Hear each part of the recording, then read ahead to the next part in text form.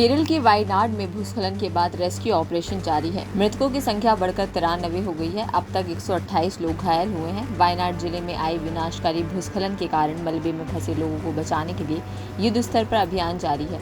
Operation में police, अग्निशमन बल, राज्य आपदा बल, एनडीआरएफ, सेना और वायुसेना की भी मदद ली जा रही है। इस बीच वायनाड में आई आपदा राहत और बचाव अभियान और ताज़ा हालात को लेकर राज्य के सीएम पिनराई विजयन ने एक प्रेस कॉन्फ्रेंस कर विस्तार से जानकारी दी। वायनाड भूस्खलन पर केरल के सीएम पिनराई विजयन ने कहा कि वायनाड में भूस्खलन एक दिल दहला देने वाली आपदा है।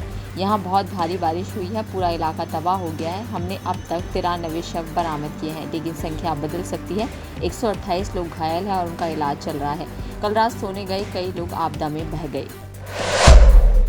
यूपी विधानसभा में लव जिहाद रोकथाम का बिल पास कर दिया गया है। अब पूरे प्रदेश में धोखे से या बलपूर्वक कराए गए धर्मांतरण के मामलों में कानून और सख्त हो गया है। इस कानून के तहत दोषियों को कड़ी सजा का प्रावधान है। उत्तर प्रदेश में रहने वाली किसी भी महिला को अपने जाल में फंसाकर धर्मांतरण कराकर उत्पीड़न की घटना यानी लव जिहाद के दोषियों को पहली बार उम्र कैद तक की सजा होगी। अवैध धर्मांतरण की गंभीर घटनाओं की रोकथाम के लिए सरकार ने कानून का दायरा और सजा की अवधि बढ़ाई है।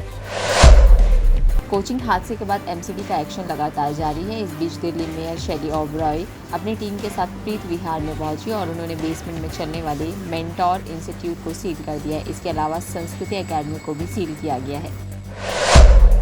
अरविंद केजरीवाल के समर्थन में जंतर मंतर पर एक रैली आयोजित की गई। इस रैली को सुनीता केजरीवाल ने संबोधित किया। उन्होंने कहा कि जेल में अरविंद केजरीवाल की जान को खतरा है। उन्होंने कहा कि केजरीवाल को 22 साल से शुगर है। शुगर कंट्रोल करने के लिए इंसुलिन लेते हैं। जेल गए तो इंसुलिन नहीं दी गई। षड्यंत्र के तहत अरविंद केजरीवाल की बीमारी को इग्नोर किया गया।